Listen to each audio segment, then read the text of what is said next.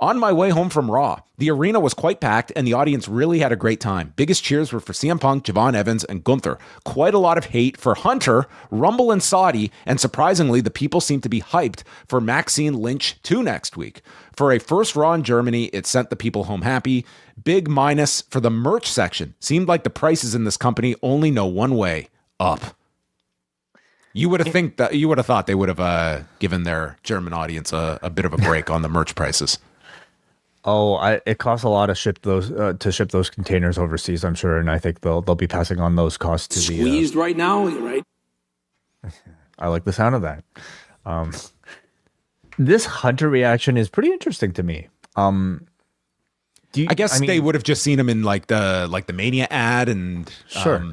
But it's interesting to see if that very public reaction following the Cena match is something that'll continue to follow him. I mean, this continues with growing dissatisfaction about these ticket prices and just everything else attached to this company. So are they going to be a lot more careful with putting Paul Levesque out there in front of live crowds, you think? I don't think that's going to harness them, but in many ways, like, he is the avatar for any fan dissatisfaction about, like, put it this way. If they had on that anniversary last week showing Mark Shapiro and Ari Emanuel in the front row, I think they would have generated some boos from this audience that look at them as, like, there is clearly a growing sentiment. And granted, I understand the irony of the people actually in the arena spending these exorbitant prices, booing, but like it is, even whether it's in our bubble or beyond, like, I think there is a growth, I think, in terms of that, like, just how much this company is, gouging its audience. But again, like, look at these shots. It's not like it's turning people away. And that's what we always point to, is that when they're doing almost 12,000 people at these prices, like, the demand is being met in more instances than not. Well, sure, but just because you're paying a ticket to go doesn't mean you have to be happy about it, right? Like, not every single person. I would question then why you are paying then to go if you're because you love wrestling and this is the only time either in the year or possibly in the next 10 years that this live broadcast is going to be in your city, in your town. So what is that worth to you?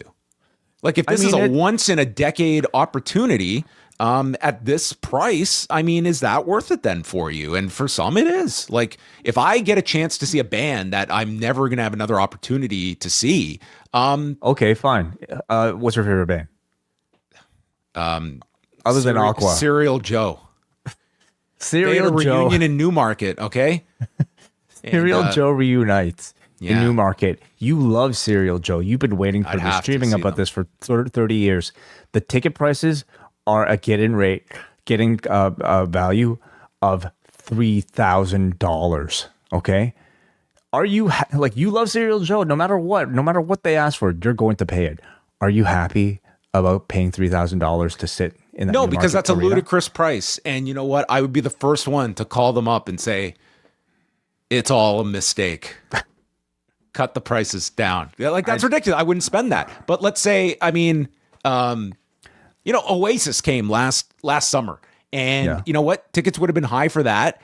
I wouldn't have been ecstatic about spending like $500 or $600 for a ticket, but if I went to the show, I wouldn't be upset about what I willingly spent for it, that I'm going to like have a bad time over it. I'm making a choice that, like, this is worth it for this experience for me. But you're not having a bad time. In fact, you're having a great time telling the people that are putting on the show and charging those ticket prices that you're not happy about having paid that much.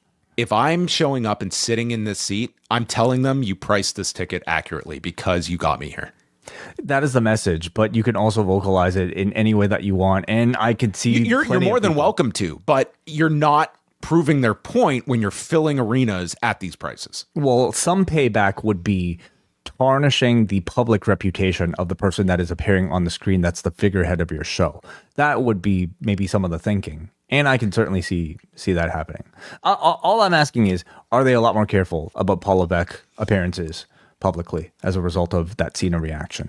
I mean, it's not like he's frequently appearing on these shows, and I still would imagine that when called upon, they will put him out there. But I guess it will be interesting. Like, I don't think we've seen him in front of a live audience since the Cena retirement, and beyond like those, really the only time we now see him are those post shows that they do outside, and those fans are just ecstatic to see him in person. But it'll be worth seeing if he gets any kind of mixture of boos, because he is the TKO representative in these settings. Yes, and again, we should state it's not just the ticket prices, but it's the booking decisions that was a large part of the reason for that John Cena reaction. And so it's a question for me to ponder in the year ahead. Throughout the month of January, you have the chance to lock in your subscription at the Post Wrestling Cafe for all of 2026 before the price increase takes effect February the 1st. Simply sign up before February 1st and you will lock in that price all year long. If that's not enough, this month we have the annual Best and Worst of show as we get together with the Poison Rana crew to look back at 2025. We're also doing live watch-alongs of the Royal Rumbles from 1990 and 1995 with Brandon from New Jersey, a retrospective on the Tanahashi-Okada rivalry, plus reaction to Wrestle Kingdom 20, a review of TNA's debut on AMC, and much more, including TNA Genesis, UFC 324. It's all found at postwrestlingcafe.com.